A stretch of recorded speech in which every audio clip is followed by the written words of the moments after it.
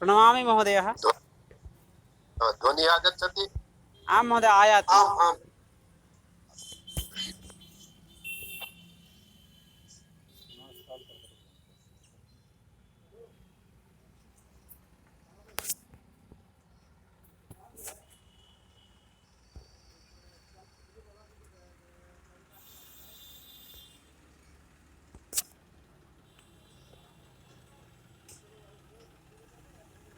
Sir अभी कहाँ रांची जा रहे हैं?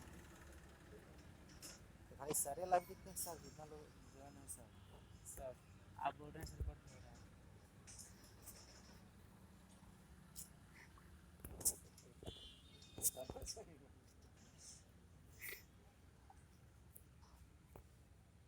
सर देख नहीं नहीं देखेंगे इस तरह से। देखिए अस्माकम् अस्य कार्यक्रमस्य अद्य पञ्चमासः कृतीतः। आम् आम् आचार्य। अप्रिल् मासस्य षड्विंशतिः दिवसतः कार्यक्रमः। तस्मिन् दिवसे अक्षय तृतीया आसीत्। आम् आम्। तर्हि पञ्चमासः व्यतीतः। अक्षय तृतीया आरम्भं जाता तयो अखण्ड रूपेण चलति। तयो अक्षय रूपेण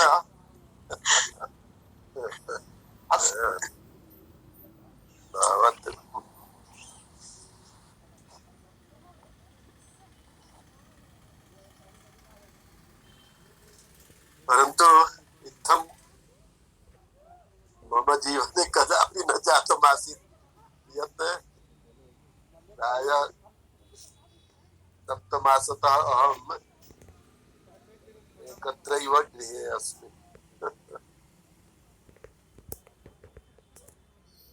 अहं सर्वदैव यत्र तत्र गच्छामि, परन्तु अधुना एषा स्थितिः अस्ति यत् केवलं गृहे एव वासः अस्ति।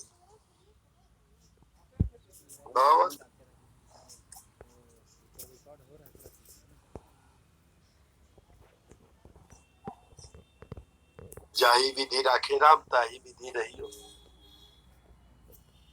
आम् आम् महोदय।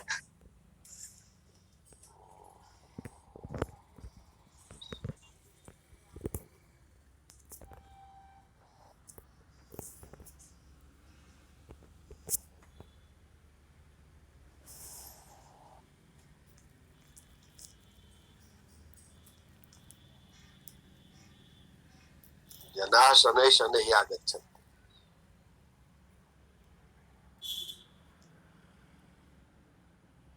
आरम्भं करोतु भो। भवतु न। आं महोदय, प्रारम्भं करोमि इदानीं। गच्छन्तु। आम्।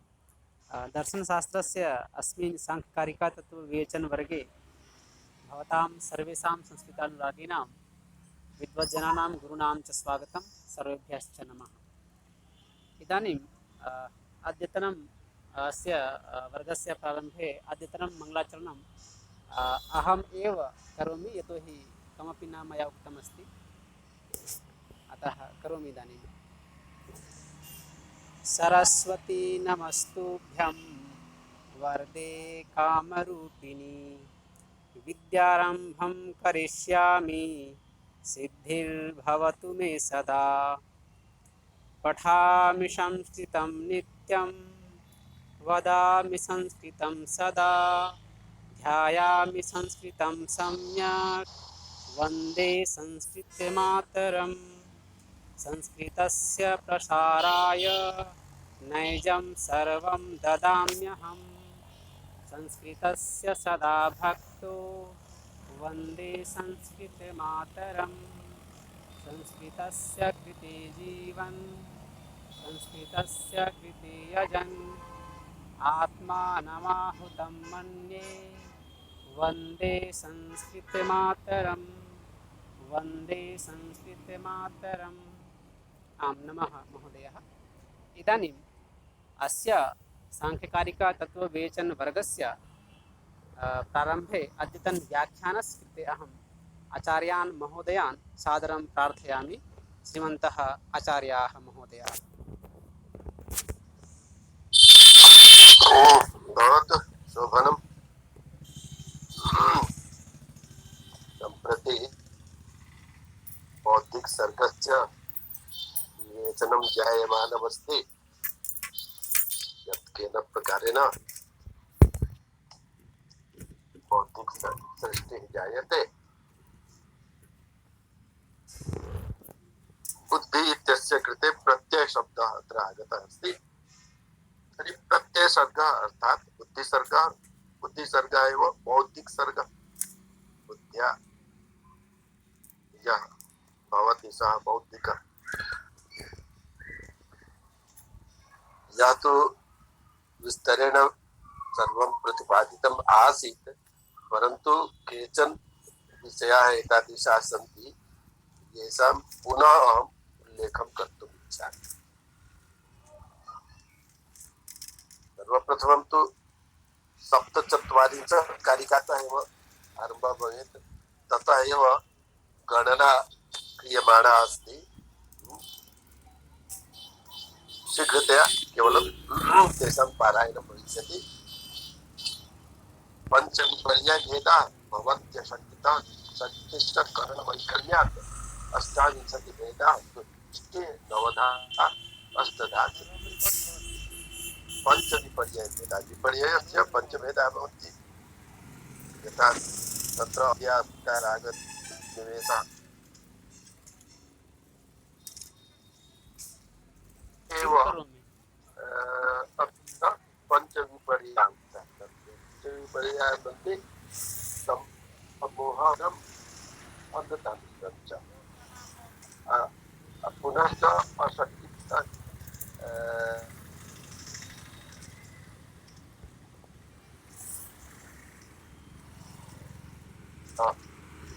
सप्तचत्वारिंशत्। पञ्चविपर्ययभेदाः भवन्ति अशक्तिश्च करणवैकल्यात् इन्द्रियाणां वैकल्यात् अष्टाविंशतिभेदाः अशक्तेः सन्ति। तुष्टिः नवधा अष्टधा पञ्चाशत् भवन्ति। पञ्चविपर्ययभेदाः, विपर्ययस्य पञ्चभेदाः, अशक्ते अष्टाविंशतिभेदाः, तुष्टे नवभेदाः, अस्तित्वे च अष्टभेदाः। अग्रे भवामः। भेदस्तमसो अष्टविधो मोहस्य च दशविधो महामोहः तामिश्रोष्टादशधा तथा भवत्यन्धतामिश्रः। पुनश्च विपर्ययस्य ये पञ्चभेदाः सन्ति, तमोमोह, महामोहः, तामिश्रम् अन्धतामिश्रं च, एकस्मिन् विषये उच्यते यत् भेदः तमसः अष्टविधः। अर्थात् प्रथमस्य तमसः अष्टभेदाः सन्ति, मोहस्य च अष्टैव भेदाः। अर्थात् तमसः अष्टभेदाः, मोहस्य च अष्टभेदाः। दशविधो महामोहः, महामोहस्य दशभेदाः भवन्ति। तामिश्रो अष्टादशधा, तामिश्रस्य अष्टादश भेदाः सन्ति। तथा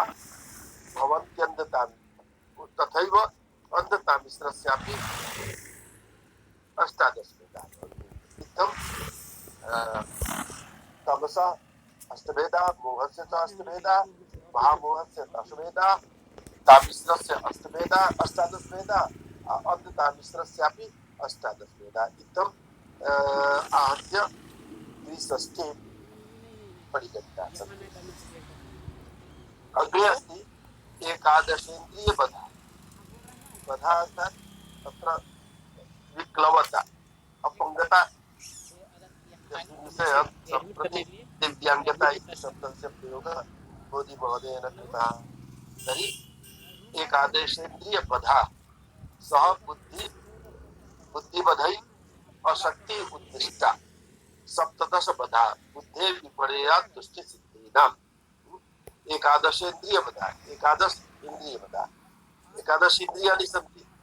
तेषु इन्द्रियेषु यदि किमपि कोऽपि दोषः आगच्छति, किमपि वैक्लव्यम् आगच्छति, तदा तानि इन्द्रियाणि तानि ज्ञायन्ति। इत्थम् एकादश इन्द्रियाणां मध्ये एकादश इंद्रिय बधा सह बुद्धिवधै शक्ति उद्दिष्टा अशक्ति उद्दिष्टा तै सह अशक्ति उद्दिष्टा सप्तदश बधा बुद्धे विपर्या दृष्टि सिद्धाख्या इत्थम अशक्ते ये भेदा सन्ति तेषां परिगणना अत्र क्रियते ते भवन्ति अष्टाविंशति कथम एकादश इंद्रिय बधा पुनश्च तुष्टि मध्ये या तुष्टयः सन्ति तासां विपरीततया पुनश्च अष्ट सिद्धयः सन्ति तासां विपरीततया इत्थम् अशक्तेः अष्टाविंशति भेदाः जायन्ते। अग्रे अस्ति आध्यात्मिकश्चतस्रः कृतुपादान कालभाग्याख्या बाह्या विषयो परमात्म पंचनव तुष्टयो अनुमताः। तुष्टीनां विषये अस्ति आध्यात्मिक्या चतस्रः तुष्टयः तर्हि नव तुष्टयः सन्ति तेषां विवेचनमस्ति तेषु आध्यात्मिक तुष्टय चत्वारि किं प्रकृति उपादानं कालः भाग्यं तर्हि आध्यात्मिक उपादान कालः भाग्यं बाह्या विषयोपरमतात् विषयोपरमात् विषयस्य उपरमात् विषयस्य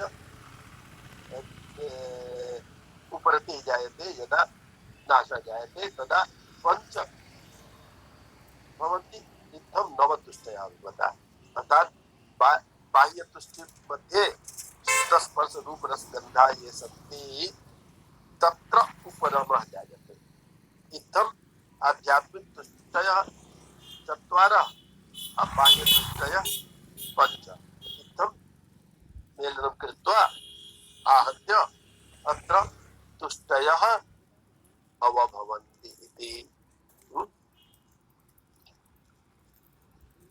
इदं तु जातम्। अग्रे अस्ति ऊह शब्दोऽध्ययनम् अत्र सम्प्रति सिद्धे अष्टसिद्धयः सन्ति तर्हि अष्टसिद्धयः तु अस्माभिः उक्तमासीत् यत् ऐश्वर्याणि विभूतयः ये सन्ति ते सिद्धयः अपि कथ्यन्ते अतएव अणिमा गरिमा महिमा लघिमा इत्यादयः अपि सन्ति परन्तु तत्र सिद्धीनां विवेचनं किञ्चित् भिन्नतया अस्ति।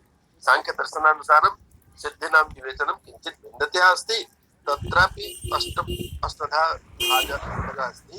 तत्र उच्यते ऊह शब्दः अध्ययनं दुःखविघातास्त्रयः दुःखविघाता अर्थात् आधिदैविक आधिभौतिक आदि आध्यात्मिक इत्थं दुःखत्रयं तेषां विघातः तेषां नाशः पुनश्च सुहृत् प्राप्ति दानं च तम् अष्ट सिद्धयः भवन्ति। एते किं सन्ति पूर्वाङ्कुशस्त्रिविधः ये उक्ताः सन्ति अर्थात् वर्ययः तुष्टिः अशक्तिश्च तेषां त्रयाणाम् अंकुशः तेषां नाशः हेतुभूतता भवति। एते त्रयाणां तत्र नाशः भवति। पुनः एकवारं सम्यक्रूपेण वयम् अध्ययनं कुर्मः। अत्र अस्ति किम् 51 कारिकायाम् ऊहः शब्दोऽध्ययनं दुःखविघातास्त्रयः त्रयः सुहृत् प्राप्ति दानं च सिद्ध अष्टौ सिद्धे पूर्वाङ्कुशस्थितः। यद्यपि अहं केवलम् उल्लेखं कृतवान् परन्तु अस्य विवेचनं सम्यक् रूपेण न जातम् आसीत्। अधुना सम्यक् रूपेण पश्यामः। तर्हि ऊह इत्यस्य भवन्तः सर्वे उक्तवन्तः तत्र रक्षोहागमसं लघ्वसन्देहा प्रयोजनानि सन्ति। तत्र ऊह शब्दः अस्ति। ऊह शब्दस्य व्यवहारः भवति यत् आवश्यकतानुसारं वयं किमपि परिवर्तनं यदि कर्तुं शक्नुमः तर्हि तत् परिवर्तनम् एव। यथा संकल्पादिषु ग्रन्थे लिखितमस्ति अमुक गोत्र अमुक वासरे अमुक मासे अमुक क्षेत्रे। तर्हि अमुक अमुक इत्यस्य स्थाने स्वकीय नाम स्वकीयस्य गोत्रस्य नाम इत्यादिकं यत् योज्यते तत् सर्वम् ऊह रूपेण कथ्यते। ऊह अर्थात् किञ्चित् स्वयं सर्वं दृष्ट्वा तद्दृष्ट्या किमपि स्वयं योजनीयं भवति तान् ऊह कथ्यते। तर्हि ऊह एकांशे अस्ति शब्दः। शब्दः अर्थात् शब्दमाध्यमेन यत् यद् विषयं वयं प्राप्नुमः तत् विषयं यदा स्वीकुर्मः तदा भविष्यति यत् एषा सिद्धिः मया प्राप्ता। शब्ददृष्ट्या मया सिद्धिः प्राप्ता। तर्हि सिद्धयः ये सन्ति ते महत्त्वपूर्णाः सन्ति। तर्हि प्रथमा सिद्धिः ऊह, द्वितीया शब्दः, तृतीयम् अध्ययनं। वस्तुतः अध्ययनमेव पूर्वं भवेत्। अध्ययनम् अर्थात् सामान्यम् अध्ययनं न वेदादि शास्त्राणाम् अध्ययनं भविष्यति। तर्हि अध्ययनं शब्दः ऊहः पुनः दुःखविघातास्त्रयः। दुःखत्रयाणां विघातः भवेत्। दुःखत्रयाणां वयं नाशं कुर्मः। एतादृशी सिद्धिः आगच्छति अस्माकं मध्ये येन वयं दुःखत्रयस्य अविघातं कुर्मः। तस्य नाशः तु न कथयामः। अविघातः अर्थात् तस्य शमनं कुर्मः। शान्तिः तत्र भवेत्। एतेषां विविधदुःखानां तत्र शान्तिः भवेत्। इत्थं त्रयः। तर्हि षट् अभवत्। ऊह, शब्दः, अध्ययनम्, आध्यात्मिक दुःखाविघातः, आदिदैविक दुःखाविघातः, आदिभौतिक दुःख विघातश्च। इत्थं षट्। अग्रे अस्ति सुहृत् प्राप्ति। सुहृत् प्राप्तिः अस्ति तत्र किमस्ति यत् मित्रप्राप्तिः। मित्रप्राप्त्या बहु लाभः भवति। मित्रप्राप्तिः अपि सिद्धिः। यदि सत्यमेव कोऽपि सुहृत् मिलति तदा सः अतीव जीवने उपकारी भवति। मित्रं बहु उपकारी भवति। मित्रस्य उपकारेणैव वयं जीवने किञ्चित् अग्रे भवामः। अहं स्वयमपि स्वस्य उदाहरणमपि दातुम् इच्छामि यत् अहमपि अनेकैः मित्रैः वर्धितः। तेषां मित्राणां सहयोगेनैव ममापि विकासः जातः अस्ति। तथैव सर्वेषां विकासः भवति। परन्तु सिद्धिरूपेण वयं कथयामः यत् सुहृत् प्राप्तिः यदा भवति तदा यस्य ज्ञानस्य प्राप्तिः अभवत् तस्य ज्ञानस्य तेन सह विचार विमर्शः भवति तेन तत् ज्ञानं सम्यक् ज्ञायते। अतएव सुहृत् प्राप्तिः अपि सिद्धिः। यदि वयं वात्स्यायन द्वारा अर्थस्य या परिभाषा सत्ता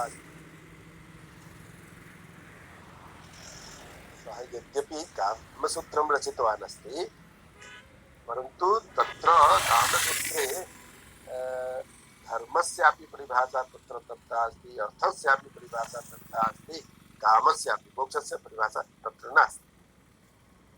तत्र अर्थस्य परिभाषा मध्ये तेन बहवः विषयाः उक्ताः सन्ति। तत्र अन्ते तेन उक्तमस्ति यत् मित्रप्राप्तिः अपि अर्थ धनलाभ। अतएव मित्रस्य प्राप्तिः अपि यदि सुहृत् प्राप्यते, यदि कोऽपि एतादृशः सुहृत् जीवने आगच्छति येन फलस्य प्राप्तिः भवति, येन प्रकर्षता आगच्छति,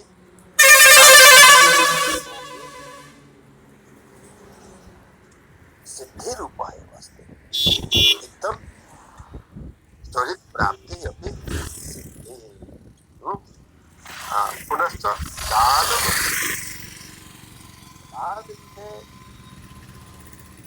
बहुमाहात्म्यं धर्मशास्त्रेषु प्रतिपादितमस्ति।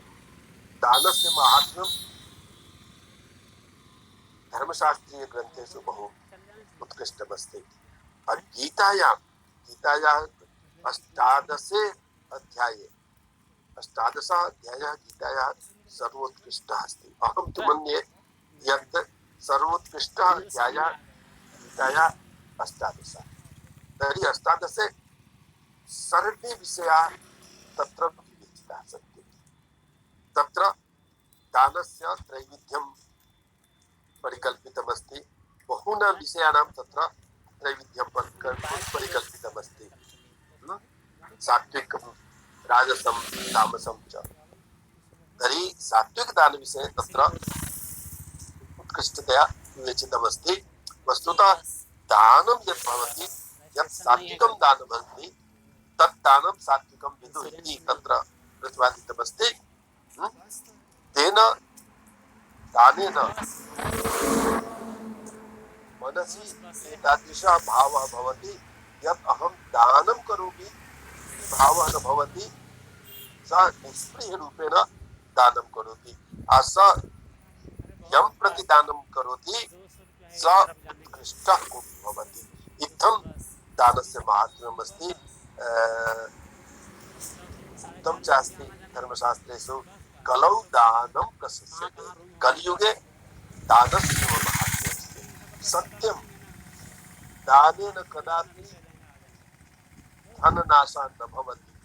यदि वयं दानं सम्यक् रूपेण दानं यदि वयं कुर्मः कदापि अभावः जीवने न भविष्यति इति मम स्वकीयं मतमस्ति। इत्थं दानमपि सिद्धिः। इत्थम् अष्ट सिद्धयः सांख्यदर्शनानुसारं विवेचितमस्ति। तत्र अन्ते अन्तिमचरणे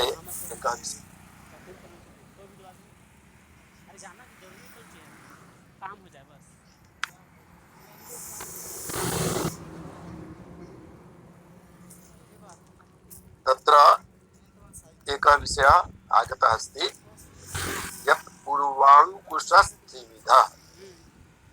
पूर्वं ये विषयाः विवेचिताः सन्ति ते पूर्वं विवेचिताः सन्ति। विपर्ययः, अशक्तिः, तुष्टिश्च। तर्हि एते त्रिविधा अंकुशरूपेण सन्ति। सिद्धि मध्ये एते अंकुश रूपेण भवन्ति, एते बाधक तत्व रूपेण भवन्ति। एतेषां बाधकता न स्वीकार्या तदा सिद्धि भविष्यति। अतएव सिद्धे कृते एते त्रय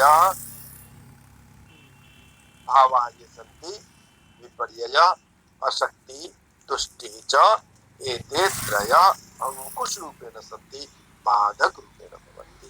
अनेन प्रकारेण सिद्धीनां विवेचनम् अत्र कृतमस्ति। अग्रे भवामः। अधुना 250 कारिका। न विना भावैर्लिङ्गं न विना लिङ्गेन भावनिवृत्तिः, लिङ्गाख्यो भावाख्यस्तस्मात् द्विविधः प्रवर्तते सायुधः। अत्र उक्तमस्ति यत् द्विविधा सृष्टि अवलोक्यते। एका सृष्टिः अस्ति बौद्धिक सृष्टि, अपरा सृष्टिः अस्ति भौतिक सृष्टि। तर्हि बौद्धिक सर्गः भौतिक सर्गश्च, तर्हि द्वयोः मध्ये किमस्ति तस्य विवेचनम् अत्र ज्ञायते। न विना भावै लिङ्गं न विना लिङ्गेन भावनिवृत्तिः। विना भावै, भावै अर्थात धर्माधर्मादिभिः भाव, धर्म अधर्मश्च एते भावाः सन्ति। तर्हि न विना भावै लिङ्गं, भावै विना लिङ्गं न भवति। चिह्नम् अथवा लिङ्गशरीरम् अथवा यस्य नाशः भवति लिङ्गं तु 22 तत्त्वानि सन्ति लिङ्गरूपेण। तर्हि यदि भावः न भवेत् तर्हि लिङ्गानि कथं भविष्यन्ति? वस्तुतः लिङ्गानि तु भावोपरि एव आश्रितानि भवन्ति। लिङ्गं लिङ्गविषये पूर्वम् उक्तमस्ति यत् लिङ्गानि यानि सन्ति तानि अभावात्मकरूपेण भवन्ति, परन्तु ते कुत्रापि आश्रयरूपेण यदा भविष्यन्ति तदा तेषां प्रतीतिः भवति। 22 न, पञ्च तु महाभूतानि तानि लिङ्गरूपेण न सन्ति, केवलं बुद्धितः स्वीकृत्य तन्मात्रापर्यन्तम् एव लिङ्गानि सन्ति। ब्रह्मोसातः अष्टादश नहीं, तत्र वेदान्ते 17 अस्ति, परन्तु अत्र 18 भावाः लिङ्गरूपेण सन्ति। तर्हि न विना भावै लिङ्गं, भावै विना लिङ्गं न भवेत्, लिङ्गस्य आश्रयत्वं न भविष्यति। न विना लिङ्गेन भावनिवृत्तिः, लिङ्गः न भविष्यति, लिङ्गेन विना भावस्यापि निवृत्तिः न भविष्यति। भावस्य अर्थात धर्माधर्मादि ये भावा पुरुषे भवन्ति तेषां नाशः कथं भविष्यति? लिङ्गं यदा भवति तेनैव तु लीनतां गच्छति। अतएव द्वयोः मध्ये आश्रयाश्रयत्व भावः अस्ति। एकस्य कृते एकः आश्रयः, अपरस्य कृते अपरः आश्रयः। अतएव न विना भावै लिङ्गं न विना लिङ्गेन भावनिवृत्तिः। न विना भावै लिङ्गं, भावै विना लिङ्गं न भवति। पुनश्च लिङ्गेन विना भावस्य निवृत्तिः न भवति। द्वयोः मध्ये किञ्चित् पार्थक्यम् अस्ति। पूर्वमस्ति न विना भावै लिङ्गं, भावै विना लिङ्गस्य आश्रयत्वं न भवति। पुनः अस्ति न विना लिङ्गेन भावनिवृत्तिः। भावस्य निवृत्तिः यदा भवति, धर्माधर्मादिकस्य निवृत्तिः यदा भवति तदा एव तु पुरुषः मोक्षं प्राप्नोति, कैवल्यं प्राप्नोति। अतएव उच्यते न विना लिंगेन भाव निवृत्ति। परंतु भावस्य निवृत्तौ लिंगमेव तु सहायकं भवति। अतएव भावै विना लिंगस्य स्थितिः नास्ति। लिंगेन विना भावानां निवृत्तिः अपि न भवितुमर्हति। तर्हि मोक्षस्यापि प्राप्तिः न भविष्यति, कैवल्यस्य प्राप्तिः न भविष्यति। अतएव उक्तमस्ति लिंगाख्यो भावाख्यस्तस्मात् विविधः प्रवर्तते सर्गः। अतएव लिंगाख्य भावाख्यश्च। तर्हि लिंगाख्य अस्ति भौतिक सर्ग, अभावाख्य अस्ति बौद्धिक सर्ग। इत्थं लिंगाख्यो भावाख्य तस्मात् द्विविधः प्रवर्तते सर्गः। अतएव द्विविधः सर्गः प्रवर्तते, द्विप्रकारकः सर्गः प्रवर्तते। एकः अस्ति भौतिक सर्गः, द्वितीयः अस्ति बौद्धिक सर्गः। अत्र एषः प्रश्नः आगच्छति यत् कथं भौतिक सर्गस्य आश्रयः बौद्धिक सर्गः, बौद्धिक सर्गस्य आश्रयः भौतिक सर्गः। तर्हि कस्य प्रथमतया उत्पत्तिः? यथा प्रश्नः आगच्छति जीवने अपि यत् पूर्वम् अण्डः अभवत् अथवा पूर्वं सः कुक्कुटः अभवत्। अस्य उत्तरं न कोऽपि दातुं समर्थः। तथैव तत् इत्थमेव बहवः विषयाः सन्ति। पूर्वं बीजस्य उत्पत्तिः अभवत् अथवा वृक्षस्य। इत्थं प्रकृतौ अनेके प्रश्नाः आगच्छन्ति, येषाम् उत्तरं सम्यक् तया वक्तुं न शक्यते। तथैव अत्रापि अस्ति यत् भौतिक सर्गे आश्रितो अस्ति। भौतिक सर्गश्च भौतिक सर्गे आश्रितो अस्ति। परन्तु इत्थमेव विवेचितमस्ति। तर्हि एतस्मिन्नेव विषये उक्तमस्ति न विना भावै लिंगं, भावै विना लिंगं न भवति, लिंगेन विना भावस्य निवृत्तिः न भवति। अतएव लिंगाख्य भावाख्य तस्मात् विविधः प्रवर्तते सर्गः। अतएव भौतिक सर्ग अबौद्धिक सर्गश्च इत्थं सर्गद्वयोः विवेचनं क्रियते। सर्ग सृष्टिद्वयं सृष्टे द्वैविध्यं जगति विराजते। अद्य अहं प्रेषयिष्यामि अत्र विस्तरेण एतेषां सर्वेषां चार्ट् माध्यमेन विवेचनम् अस्ति। भवतु अग्रे भवामः किञ्चित्। अष्टविकल्पो देवस्तैर्यग्योनयश्च पञ्चधा भवति मानुषश्चैकविधः समासतो भौतिकः सर्गः। अत्र किञ्चित् भिन्नतया भौतिक सर्गस्य विवेचनम् अस्ति। भौतिक सर्ग अर्थात् भूत अर्थात् जीव। तर्हि जीवानां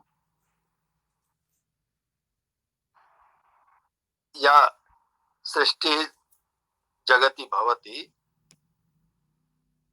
सः सर्गः भौतिक सर्गः। तर्हि अत्र एते ये जीवाः सन्ति, भूताः सन्ति, ते कतिविधाः भवन्ति, अस्य विवेचनम् अत्र क्रियते। अष्टविकल्पो दैवस्तैर्यग्योनयश्च पञ्चधा भवति मानुषश्चैकविधः समासतो भौतिकः सर्गः। समासतः एषः भौतिकः सर्गः। इत्थम भौतिक सर्गे के विषया भवन्ति, के जीवा के भूता भवन्ति, अस्य विवेचनम् अत्र अस्ति। तत्र उच्यते किम् अष्टविकल्पो दैव, दैव अष्टविकल्पात्मक। भौतिक सर्गे दैव सर्गः हि अस्ति, अर्थात दैवा हि सन्ति, ते देवस्य इदं दैवम्। देव इति शब्दस्य किं का अर्थः अस्ति, यः द्योतिमान् भवति, द्योतते यः सः देव। सायणाचार्येण अग्निर्देव ओम अग्निवीरे पुरोहितं यज्ञस्य देवं ऋत्विजं, तर्हि देवम् इत्यस्य तत्र तेन व्याख्या कृता अस्ति, यः द्योतिमान् देदीप्यमान् भवति, इत्थं देवा भवति। देवानाम् इदं दैवम्। तर्हि दैवः अष्टविकल्पः। दैव सृष्टे भौतिक सर्गे दैव सृष्टे अष्टविकल्पः भवन्ति। तिर्यक् योनयश्च पञ्चधा भवति। तिर्यक् योनि पञ्च प्रकारकः अस्ति। तिर्यक् गमनं यत् करोति तत् तिर्यक् गमनं। वस्तुतः पक्षिणां विषये तिर्यक् इति शब्दस्य प्रयोगः भवति, अर्थात पक्षी सदृशा ये जीवा भवन्ति, भूता भवन्ति, ते तिर्यक् योनयः कथ्यन्ते। तर्हि तिर्यक् योनयः पञ्चधा भवन्ति। अब मानुषश्चैकविधः, मानुषः तु एकविधः एव। अतएव यदि वयं कथयिष्यामः सम्प्रति यत् समाजे एतादृशी स्थितिः अस्ति, यत् जनाः विविध संप्रदाय रूपेण, विविध जाति रूपेण कथयन्ति यत् अहम् एतादृशः, परन्तु अस्माकं सांख्यदर्शनं कथयति यत् मनुष्येषु कोऽपि भेदः नास्ति, सर्वे मनुष्या एकवत् एव सन्ति। अन्य योनिषु भेदः अस्ति, परन्तु मनुष्य योनौ कोऽपि भेदः नास्ति। सर्वे मनुष्या एक सूत्रेणैव आबद्धाः भवन्ति इति सांख्यदर्शनं स्वीकरोति। तर्हि मानुषश्चैकविधः, इत्थं समासतः भौतिकः सर्गः, इत्थं समासतः आहत्य इत्थम् एषः भौतिकः सर्गः उक्तः अस्ति। अग्रे अनेन के अष्ट दैव योनयः सन्ति, के च पञ्च तिर्यक् योनयः सन्ति इत्यस्य उल्लेखं न कृतवान् अस्ति, परन्तु टीकादिषु अस्य विवेचनम् अस्ति। दैवाः सन्ति ब्राह्मः, प्राजापत्यः, ऐन्द्रः, पैत्रः, गान्धर्वः, याक्षः, राक्षसः, वैशाचश्च।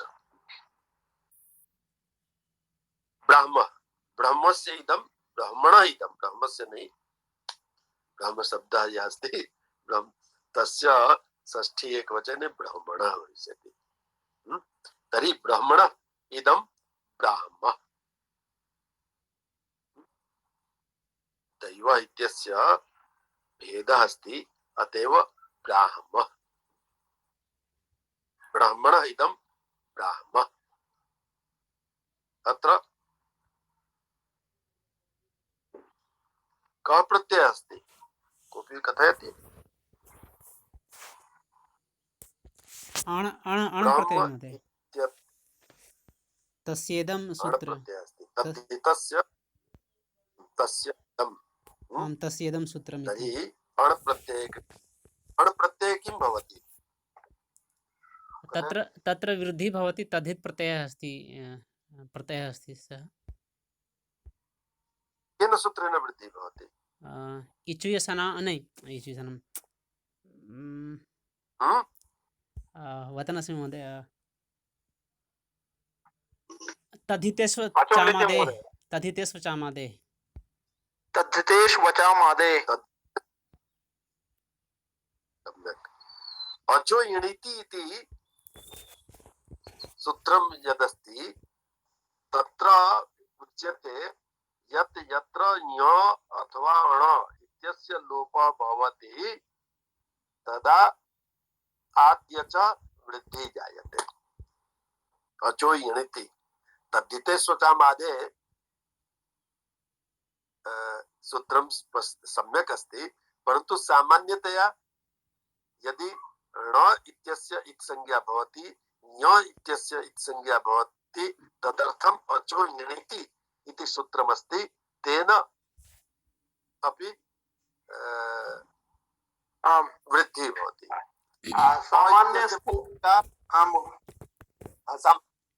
सामान्य स्थलेषु अचोणिति वृद्धि करोति, विशेष स्थलेषु यदा तद्धित प्रत्ययम् आगच्छति तदा तद्धितेषु वचामादे करोति।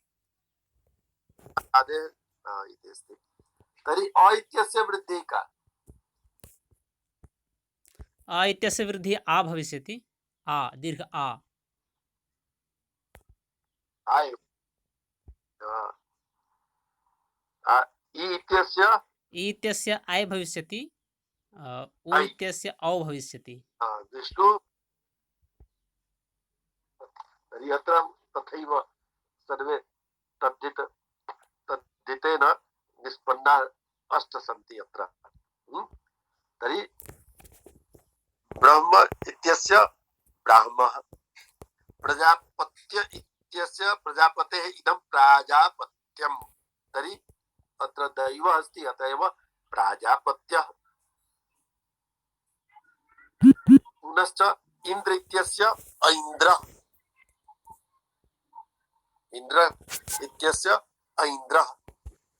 पैत्रः, पैत्रः अर्थात पितृशब्देन पैत्रः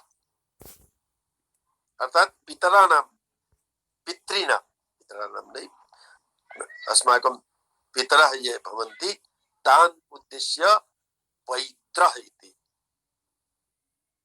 तर्हि अस्माकं पितरः ये भवन्ति तेपि देवाः एव सन्ति अस्माकं कृते। सम्प्रति अमावास्या व्यतीता, तत्र पितृतर्पणस्य माहात्म्यम् अमायाम् उक्तमस्ति अस्मिन् मासे। अस्तु, तर्हि पैत्र गान्धर्व, गन्धर्वेण इदं गान्धर्व। याक्ष, यक्षस्य इदं याक्ष, मेघ तत्र मेघदूते यक्षः एव आसीत्, तर्हि यक्षस्य इदं याक्ष। राक्षस, राक्षस राक्षसः एव भविष्यति, यतोहि आ इत्यस्यापि वृद्धि आ इति एव भविष्यति, अत एव राक्षसः। पिशाचः इत्यस्य पैशाचः। इत्थम् अष्ट ये विकल्पाः सन्ति दैवस्य, तत्र एते भवन्ति। पैत्रं येषु मिलित्वा तु अनेकानि अत्र नामानि। किं पैत्रं तु अत्र न अस्ति। कथयतु महोदय। नमो नमः महोदय। पैत्रः यदा भवान् वर्णितवान्, पैत्र तु अत्र न, अष्ट तु न भवति, तर्हि तु नव।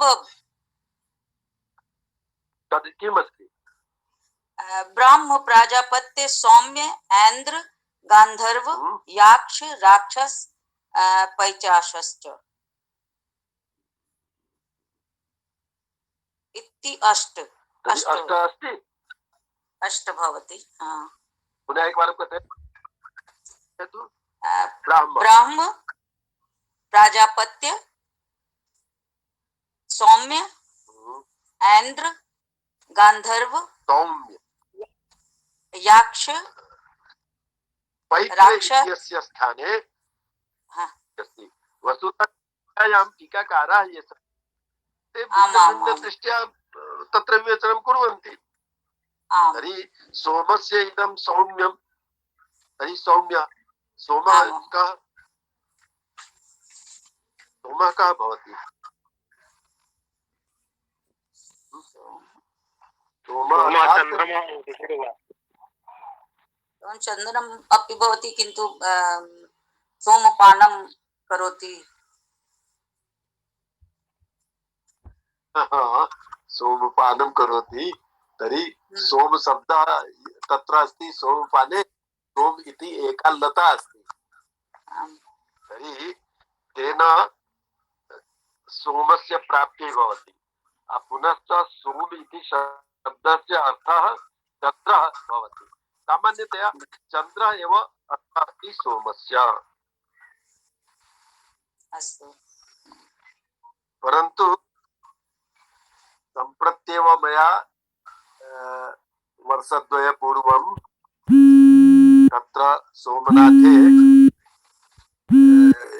मम यत् आध्यक्षीयं भाषणम् आसीत्, तत्र मया सोमनाथ इत्यस्य अपरः एकः अर्थः कृतः आसीत्।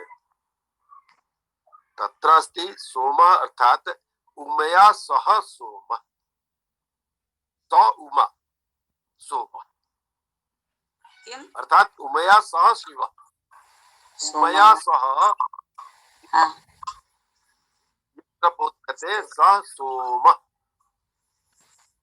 अस्तु अस्तु, सुमया सह।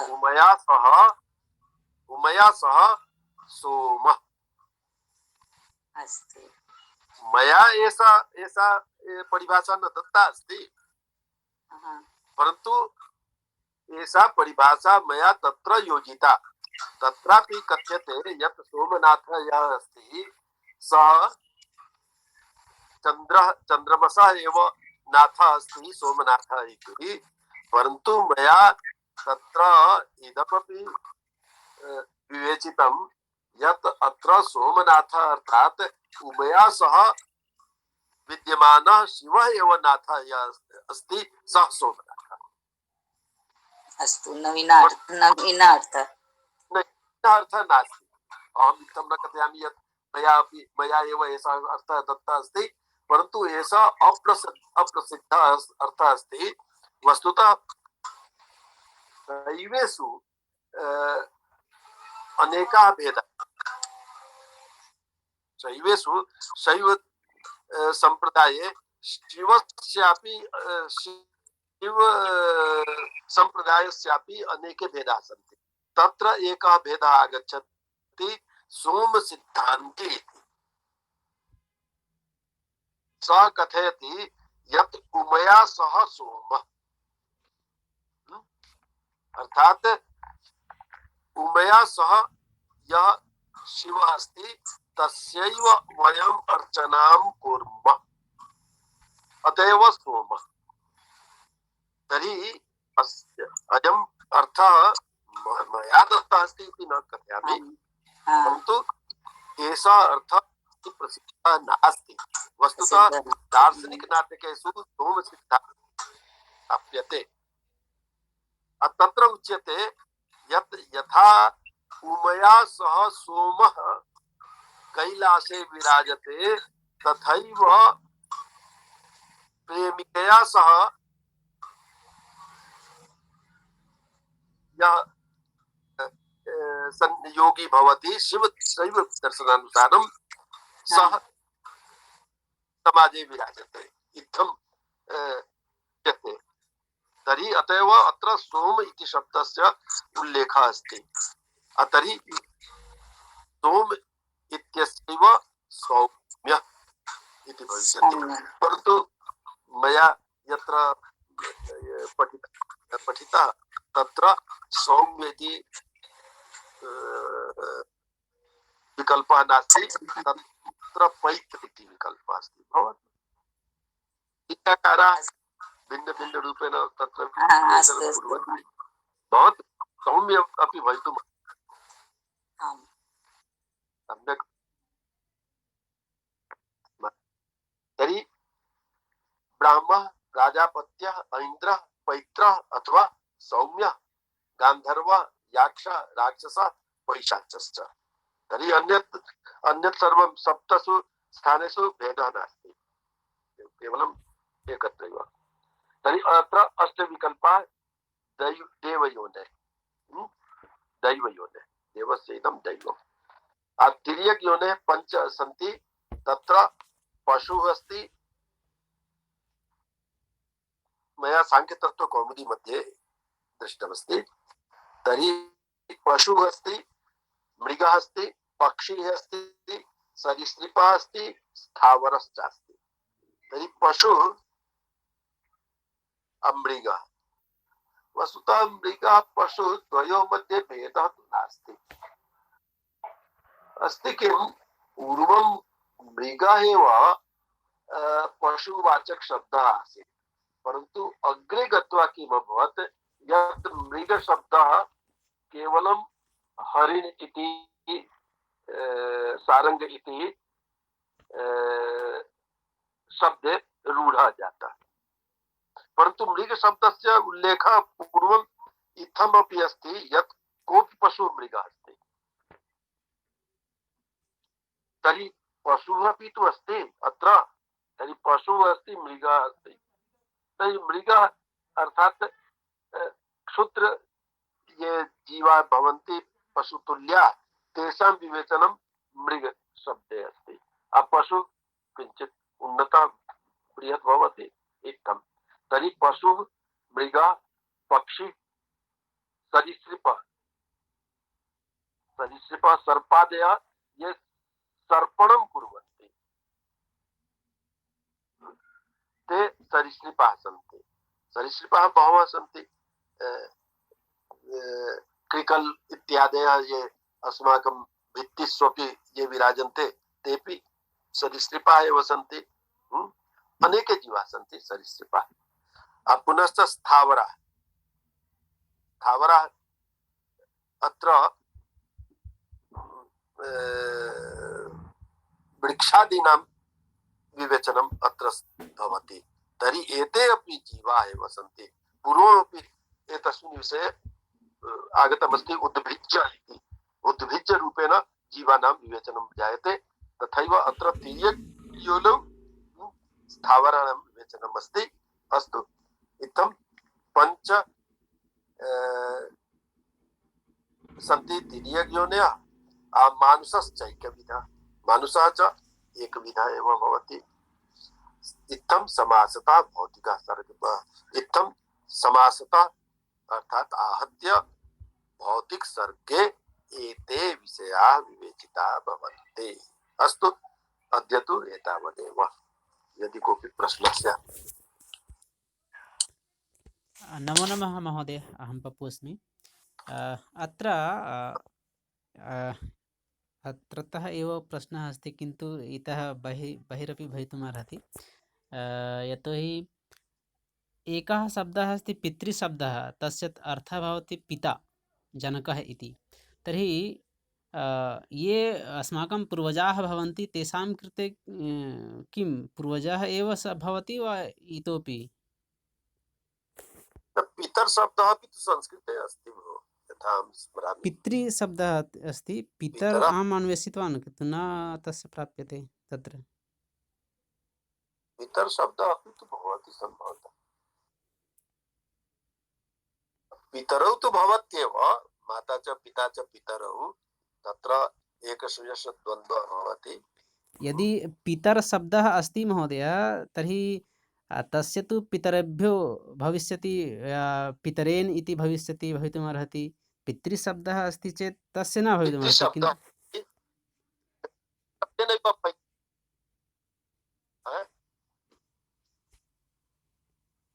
जी महोदय, पितृशब्दः एव अस्ति, शब्देन पैत्रः अस्ति।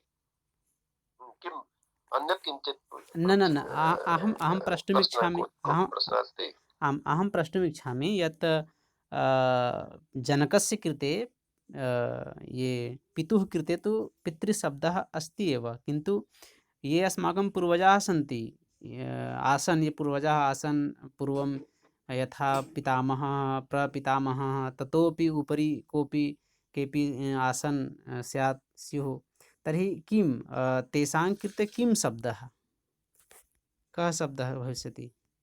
अहं तु चिन्तयामि अपि अस्ति। एकवारं शब्दकोशे पश्यतु। आप्टे अच्छा, भवतु एकः आप्टे प्रश्नः महोदयस्य आगतः। शब्दकोशे तु अस्ति एव न, पितृशब्दः एव अस्ति। पुनश्च पितरशब्दः अहम् अन्वेषितवान्, किन्तु न प्राप्तं तत्र। तत्र पितरशब्दस्य उल्लेखः पितृशब्दे अस्ति किम्? न, पितृशब्दे पितरशब्दस्य नास्ति। यावत् अहं चिन्तयामि महोदय, तर्हि पिता यत् पितृशब्दः अस्ति, तर्हि पितामहः, पितामही, मातामही इति सर्वं तु पितृशब्देन एव योजितमस्ति। तो तेन माध्यमेन एव भविष्यति किं सम्बन्धः?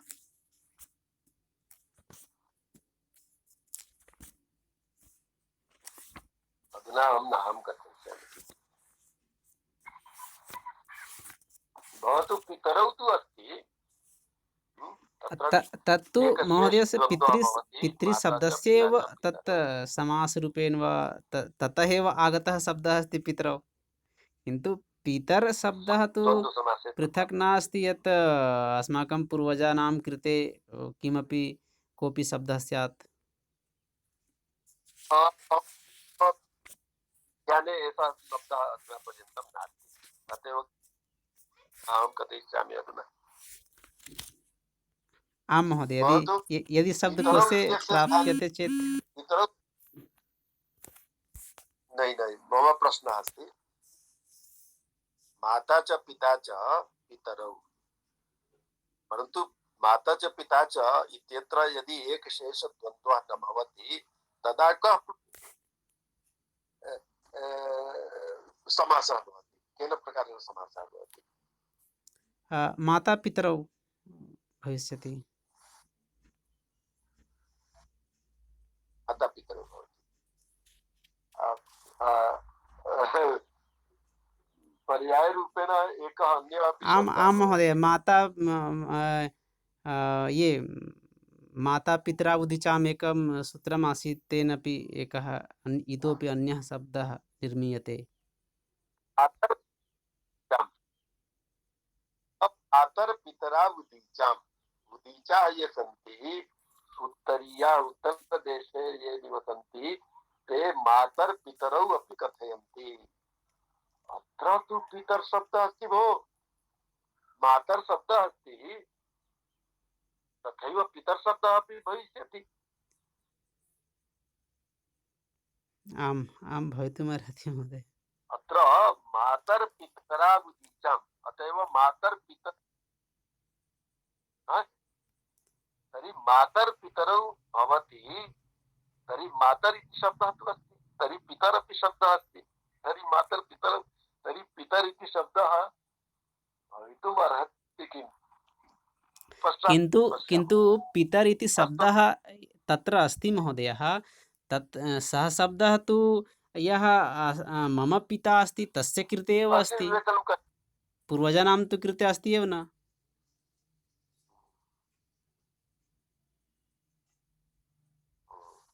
महोदय, वाचस्पत्यमस्ति एतस्मिन् विषये। नमो नमः महोदय। नमो नमः महोदय। वाचस्पत्यमस्ति ग्रन्थः, वाचस्पत्यं ग्रन्थे लिखितमस्ति श्राद्ध देवता कृते पितर शब्दः। अहं द्रक्ष्यामि इदानीं। पितर शब्दः अस्ति? आम्, श्राद्ध देवता कृते अस्ति। पश्यते महोदय, पितरः श्राद्ध देवता एव तु पितर शब्दः अस्ति। पितरः श्राद्ध देवता इत्युक्ते श्राद्धोद्देशे शब्दः भवति। आम्, ये वाचस्पत्यं मध्ये अस्ति श्राद्ध देवता। तर्हि पितर नहीं, मम मत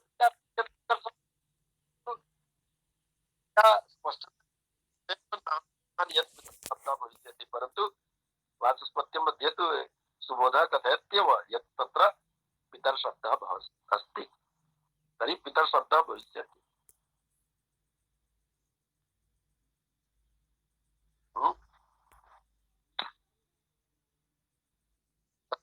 अस्तु, एकः प्रश्नः अन्यः। वयं हवन काले स्वाहा इति कथयामः, स्वधा इति च कथयामः। कुत्र स्वाहा भवति, कुत्र स्वधा भवति?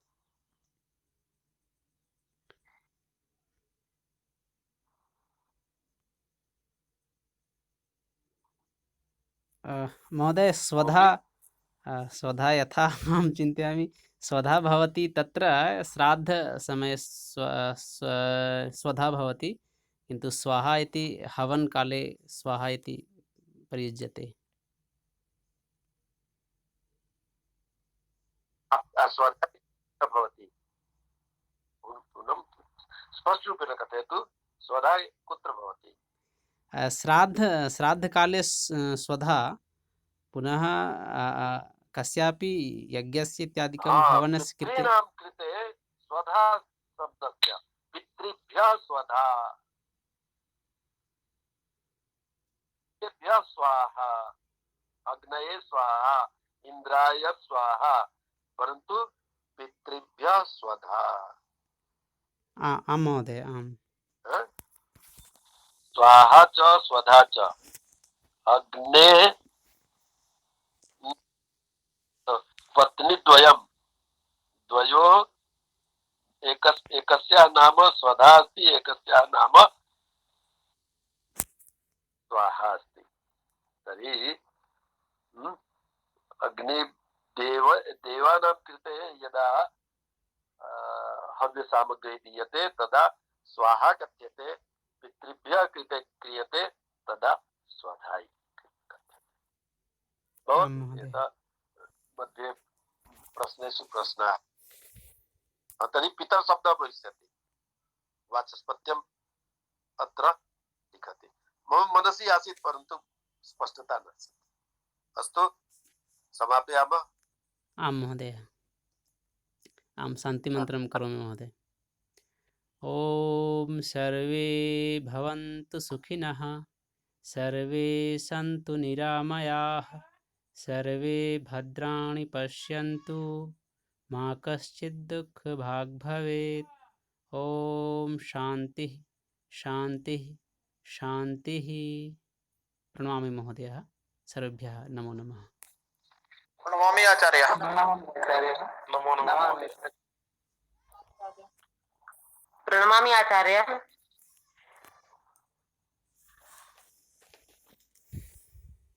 सुबोध महोदय, हरि ओम। सुबोध महोदय। आं महोदय, नमो नमः। नमो नमः। किञ्चित् कालम् अत्र तिष्ठतु, किञ्चित् वार्ता करणीया अस्ति। अत्र पप्पू महोदयस्य एवं जातं, तर्हि मिष्ठान्नं तु भवेत्। बहु दीर्घकालपर्यन्तं सा तपं कृतवान्, किं पप्पू महोदय? आं महोदय, तत्तु भवेदेव। 8 मासानन्तरं मया केशानां कर्तनं कृतम्। अहं मुख्यविषयम् आसीत् महोदय। सुबोध महोदय, पप्पू महोदयस्य शोधविषयः अस्ति, भवान् दृष्टवान्? आं दृष्टवान्। बहु दीर्घः नास्ति। दीर्घः अस्ति, तर्हि लघु लघु लिख्यते। तत्तु समीचीनमस्ति, परन्तु विषये स्पष्टीकरणं भवेत्, तादृशी शीर्षकं भवेत् किम्? स्पष्टीकरणं भविष्यति, तादृशचिन्ता नास्ति। यदि दार्शनिकम् ऐसा नापि लिखति तर्हि दार्शनिकचिन्ता तु भवति एव। दार्शनिकचिन्ता तु भवति एव, तत्तु समीचीनमस्ति, स्पष्टं लिखितं भवति। आमां। पुनः यदा रसस्य चिन्तनं भवति, यदा भावस्य चिन्तनं भवति, तदा मनोवैज्ञानिकचिन्तनं तु भवति एव। तत्तु उत्तममस्ति, मनोवैज्ञानिकचिन्तनं भवति, तर्हि तस्य विषयस्य लाभः अस्ति। इदं विविध विषये लाभः भविष्यति। आम् मनोवैज्ञानिकम् अस्ति, यथा दार्शनिकी अस्ति, पुनः एका सैद्धान्तिकी अस्ति, एका किमस्ति महोदय? सैद्धान्तिक आम् ये दार्शनिकी मनोवैज्ञानिकी काव्यशास्त्रीया काव्यशास्त्रीया अपि अस्ति। काव्यशास्त्री अस्ति बहु बहु लाभः भविष्यति, परन्तु किञ्चित् तस्य व्याख्यानस्य आवश्यकता भवति। न विषयं तु बहु अहं समीचीनमस्ति, महोदय तस्य महोदयः उपयोगिता बहु अस्ति। महोदय किम्? अहं यथा चिन्तयामि कुत्रापि मम साक्षात्कारः भविष्यति भविष्यकाले चेत् मम साक्षात्कारः अहं चिन्तयामि मम शोधविषयस्य किं विषयस्य हेडिङ्ग् भवति न, ये किं कथ्यते शीर्षके एव समाप्यते मम साक्षात्कारः।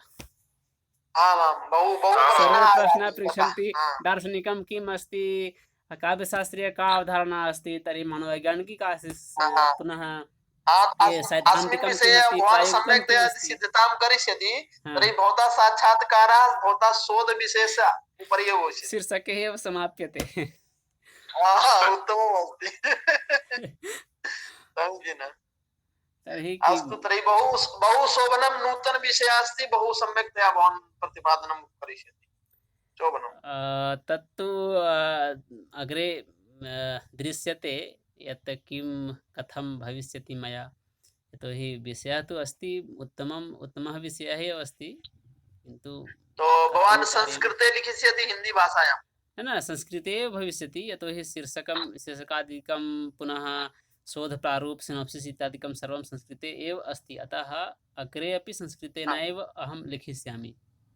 न, उत्तमम् अस्ति। संस्कृते यदा लिखिष्यति तर्हि तस्य महत्त्वमपि भविष्यति, भवतापि विकासः भविष्यति। किं भविष्यति, यदि कोऽपि टास्क् न भवति तर्हि मनुष्यः कार्यं न करोति। यदा टास्क् भविष्यति न, तर्हि अग्रे कार्यमपि भविष्यति। इतोपि सुबोध महोदय, अस्मानपि भवान् किमपि पाठयतु, कोऽपि ग्रन्थं स्वीकृत्य। अहं पाठयामि महोदय। अरे चर्चाम् एवं भवान् ज्येष्ठः अस्मासु, तो किमपि विषयं यथा कोऽपि यथा अस्ति ध्वन्यालोकः अस्ति, काव्यप्रकाशः अस्ति, कोऽपि विषयं स्वीकृत्य वयं किञ्चित् श्रवणं कुर्मः। क्या बभूव महोदय? आम्, उत्तमम्। महोदय अस्मासु ज्येष्ठः श्रेष्ठः अपि अध्ययनमपि महोदय कृतवान् अस्ति, अस्मान् किञ्चित् बोधिष्यति। सम्यक्। यदा अर्धघण्टामपि बोधिष्यति तर्हि उत्तमं। किम्? आम्, भविष्यति। यथा समयः भवतः पार्श्वे? इदानीं तु समयस्य अभावः अस्ति, किन्तु समयः किमस्ति, व्यतीयते एव। अतः यदा वयम् इच्छामः तदा एव कार्यं प्रारम्भं भवेत्। अस्माकं मुख्यविषयः अस्ति, यथा एवं नास्ति पङ्क्तिशाध्यापनं। यदा भवान् चिन्तयतु, यदा काव्यप्रकाशम् उत्थाय यदा अहमस्मि, भवान् अस्मि, पप्पुकुमारः अस्ति, तर्हि चर्चयामः। यथा अस्ति अनलङ्कृते कथं द्विवचने प्रयोगं कृतवान् अस्ति, तस्य काल उपयोगिता, तर्हि अस्माकं किं भविष्यति, यथा अस्माकं साक्षात्कारस्य सिद्धता भविष्यति। किम्? आम्, सम्यक्। यथा अस्ति भवान् चिन्तयतु, तत्र ध्वनेः लक्षणं दत्तमस्ति, यत्र अर्थः शब्दो, तर्हि व्यङ्ग्यापदं किमर्थं, तर्हि तस्मिन् विषये किञ्चित् चर्चयामः। अस्माकं या बुद्धिः अस्ति तस्मिन् विषये तर्हि अस्माकं किञ्चित् ज्ञानवर्धनं भविष्यति। एवं चर्चासत्रं भविष्यति, एवं नास्ति भवान् किञ्चित् पूर्वं बोधिष्यति, अनन्तरं वयं चर्चां कुर्मः। किं बभूव महोदय? आम्, सम्यक्। यतोहि किमस्ति न, चर्चया एव विषयः इतोपि अस्माकं बुद्धौ सम्यक्तया आगमिष्यति। यतोहि किं भवति, यथा भवान् चिन्तयतु, अहम् एकम् उदाहरणं प्रस्तौमि यत्र महोदय। हरि ओम्। यथा अस्ति किरातार्जुनीय महाकाव्यस्य लक्षण आरम्भे मङ्गलाचरणं वर्तते। तर्हि मङ्गलाचरणं यदा कोऽपि वदिष्यति कि भवान् किरातार्जुनीय महाकाव्यस्य मङ्गलाचरणं श्रावयति, भवान् श्रावितवान् सम्यक्तया, तर्हि तत्र समाययो पदम् आगतम्। तर्हि समाययो क्रियापदं किमर्थं सः दत्तवान्, किमर्थं भिन्नं पदं न दत्तवान् अस्ति? तो समो उपसर्गपूर्वक, आङ् उपसर्गपूर्वक, या प्रापणे धातु धात्वर्थं तस्य अर्थः सम्यक्तया सः आगतवान्, कोऽपि मार्गे विघ्नं न आगतवान्, कोऽपि न छेड़ाछाड़ी कृतवान्, अतः एव सम्यक्तया आगतवान्। यथा गुप्तचर भवान् चिन्तयतु, पाकिस्तानतः कोऽपि भारते आगच्छति तर्हि भारते कोऽपि ज्ञास्यति तर्हि तस्य का गतिः भविष्यति? सः वनेचररूपेण सः गतवान् आसीत् तत्र, अतः एव तस्य गतिः सम्यक् जातम्। नो चेत् तस्य यदि भेदं यदि उद्घाटितं भवति तर्हि तस्य दुर्योधनः का गतिः करिष्यति चिन्तयतु। किम् स्वकीय भ्रातानां तु वनं प्रेषितवान्, तस्य का गतिः भविष्यति चिन्तनं जातम्। अतः एव सः सम्यक्तया आगतवान्, माने कुत्रापि तस्य न जातं त्रुटियादिकं। किम् एवमेवं किञ्चित् किञ्चित् स्वकीयं विचारम् उपस्थापयामि। किं महोदय? अस्माकम् आयोजकः भविष्यति पप्पू महोदय। किम् अस्मिन् सत्रे के भविष्यन्ति भवान् चिन्तयतु। वयं तु त्रयः सन्ति, केवलं कोऽपि बहु अधिकः न। हरि ओम्। बहु अधिकेन भवति अपि न चर्चा सम्यक्तया। अधिकं न कुर्मः। किमस्ति, अस्माकम् अर्धघण्टा केवल चर्चा भवति, शास्त्रचर्चा। शास्त्रचर्चा भवेत्, सम्यक् भविष्यति। तर्हि किं भविष्यति अस्माकं? भवान् चिन्तयतु, अहं बहु विषयं जानामि परन्तु वक्तुं समर्थः न भवति, उपस्थापनं सम्यक् न भवति, तर्हि तस्य लाभः न भवति। किम् स्मरणे अपि न भवति, स्मरणे अपि न भवति, तथा भवति। यथा अस्ति, भवान् चिन्तयतु, भवान् अपि पठितवान् अस्ति, अहमपि पठितवान् अस्मि। अभिज्ञानशाकुन्तलस्य एवं भवति। अन्तिमे किं नाम अस्ति तस्य?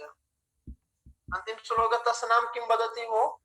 अंतिम श्लोके ये किं वाक्यं? भरतवाक्यम्। अच्छा, इंटरव्यू मध्ये पृच्छति, भवान् भरतवाक्यं श्रावयतु। जानीमः परन्तु स्मरणे नास्ति। स्मरणे नास्ति। आमां। तर्हि अभ्यासं कुर्मः। एतदेव तु प्रश्नः पृच्छति साक्षात्कारे।